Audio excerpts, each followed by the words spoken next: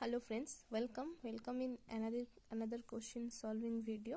তো আজকে ফিজিক্সটা ডিসকাস করব। তো ফার্স্ট ক্যাটাগরি 1 কি ছিল দেখো, বলেছে আলোর সমবর্তন দ্বারা প্রমাণিত হয়। এটা হবে অপশন সি এর রাইট অ্যান্সার, আলোর অনুপস্থ ও তির্যক তরঙ্গ প্রকৃতি। তারপর কি বলেছে, একটি বস্তুকণা এক্স অক্ষ বরাবর চলমান, তার সরণ এক্স ও সময় টি এর মধ্যে সম্পর্কটি হলো T equal to P X square plus Q X plus R, যেখানে পি কিউ ও আর হলো ধ্রুবক, বস্তুটির গতিবেগ ভি ও ত্বরণ এ হলে এদের মধ্যে সম্পর্কটি হলো অপশন এ হয়ে যাবে আমাদের কারেক্ট অ্যান্সার। তারপর কি বলেছে দেখো, একটি এলসিআর শ্রেণী বর্তনীতে ধারকের মান সি ও 2c তে পরিবর্তিত করা হলো। বর্তনীর অনুনাদি কম্পাঙ্কের মান অপরিবর্তিত রাখতে গেলে আবেশকের মান এল হতে পরিবর্তিত হতে হবে কত হবে, অপশন সি হয়ে যাবে আমাদের রাইট অ্যান্সার, L/2। তারপর কি বলছে, উপরের চিত্র অনুযায়ী ও বিন্দুতে একটি আধান প্লাস কিউ রাখা আছে, অন্য একটি আধান মাইনাস কিউ কে এবি পথে এ থেকে বি বিন্দুতে নিয়ে যেতে কৃতকার্যের পরিমাণ হবে কত, অপশন এ 0। কোন সমীকরণ, এই যে একটা সমীকরণ দেওয়া আছে, এর পি হলো চাপ, টি হলো সময় ও কিউ হলো দূরত্ব, তাহলে আলফা বাই বিটা এর মাত্রা কি হবে, এটা এম টি টু দি পাওয়ার -2 হবে। 1.5 ইভি বন্ধন শক্তি পেতে একটি হাইড্রোজেন পরমাণুকে যে শক্তি স্তরে থাকতে হবে সেটি হলো অপশন ডি হবে রাইট অ্যান্সার, n=3।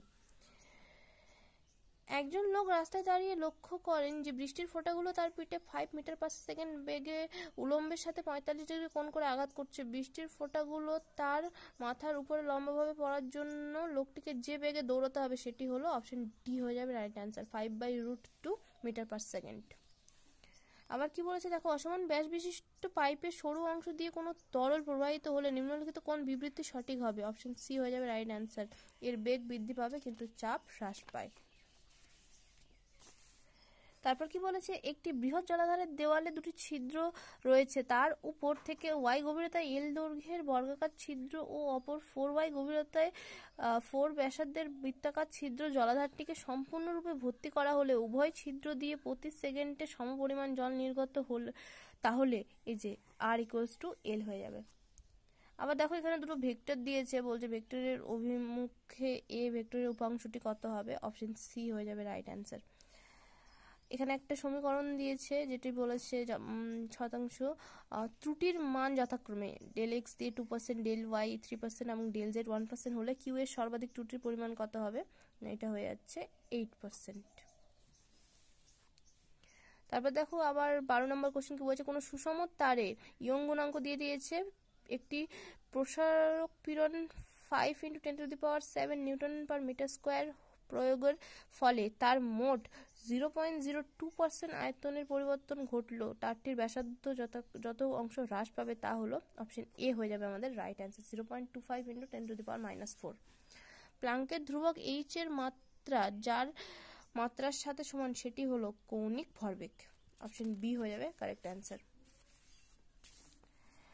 তারপর দেখো বেলুনের অঙ্কটি দিয়েছে, একটি বেলুন খারাপভাবে উপরের দিকে 10√2 মিটার পার সেকেন্ড গতিবেগে উঠছে। বেলুনটি যখন ভূপৃষ্ঠ থেকে 10 মিটার উচ্চতায়, তখন বেলুনটি থেকে একটি পাথর ফেলা হলো, পাথরটি মাটিতে পৌঁছাতে সময় নেবে ধরে নাও বলেছে g=10 metre per second square, তাহলে রাইট অ্যান্সার কোনটা হবে, আমাদের অপশন এ হয়ে যাবে রাইট অ্যান্সার, 2 + √2 সেকেন্ড। তারপর কি বলেছে দেখো,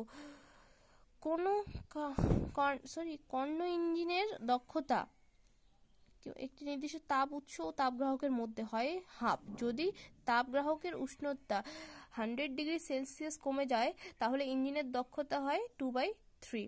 তাপ উৎসের উষ্ণতা হবে কোনটা, অপশন সি হয়ে যাবে right answer, 327 degree C.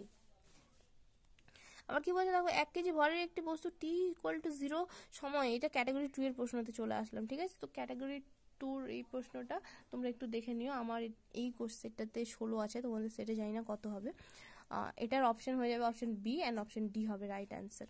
t=2 সেকেন্ডসে সকল বলের দক্ষতা ক্ষমতার মান সমান 8 ওয়াট, আর t=2 সেকেন্ডে স্পর্শক বলের মান হয় 2n। একটি অপসারী লেন্স একটি বস্তুর প্রতিবিম্ব গঠন করলো, লেন্সটির উপরের অংশ কোনো অস্বচ্ছ পর্দা দিয়ে ঢেকে দিলে কি হবে, এটা option B and option D হবে রাইট অ্যান্সার, প্রতিবিম্বের উজ্জ্বলতা হ্রাস পাবে আর সম্পূর্ণ প্রতিবিম্ব গঠিত হয়। তারপর দেখো এটা কি বলেছে, চৌম্বক ক্ষেত্রে এই যে H+, O+, এই আয়নটি দিয়ে যে অঙ্কটি দিয়েছিল, তো এটার রাইট অ্যান্সার হবে H+ এর সর্বাধিক বিচ্যুতি হবে, অপশন এ হয়ে যাবে রাইট অ্যান্সার। ক্যাটাগরি 2 কিন্তু একটাই রাইট অ্যান্সার। তারপর এই যে 19 নম্বর কোশ্চেনটা অনুপাতের যে অঙ্কটা দিয়েছিল, তো এটারও একটাই রাইট অ্যান্সার, যেটা অপশন এ হয়ে যাবে রাইট অ্যান্সার। এই যে কি তার দুটির ব্যাসার্ধের অনুপাত কত হবে, 8:1। আর আমাদের ফিজিক্সের লাস্ট যে অঙ্কটা দিয়েছে, এই যে স্থিতাবস্থা থেকে যাত্রা শুরু করলো একটি গাড়ি 1 মিটার/সেকেন্ড স্কোয়ার সমত্বরণ 5 সেকেন্ড চলার পর একই হারে সমমন্দনে চলতে চলতে পুনরায় স্থিতাবস্থায় আসে, তাহলে নিম্নলিখিত বক্তব্যগুলির মধ্যে কোনটি বা কোনগুলি সঠিক? এটা অপশন বি আর অপশন ডি হয়ে যাবে রাইট অ্যান্সার। তো তোমরা এগুলো ভালো করে মিলিয়ে নিও আর বলিও তোমাদের এটা দেখার পর ফিজিক্স থেকে কে কত মার্কস পাচ্ছ, কমেন্টসে জানিও।